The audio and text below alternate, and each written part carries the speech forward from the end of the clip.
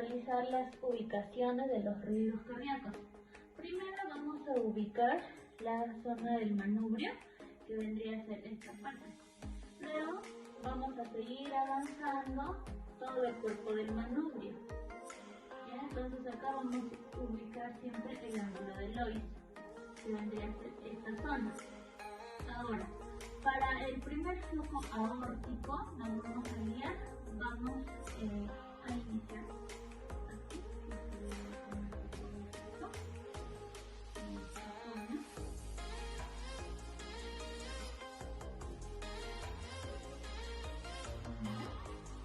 Después vamos a ubicar también el foco pulmonar.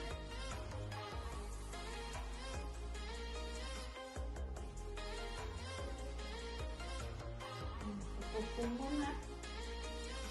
Seguido de esto, vamos a ubicar que estos van a estar entre el espacio intercostal, ¿no? Ahora, para el foco tricúspide, vamos a ubicarlo en la parte final del esternón, que vendría a ser esta zona.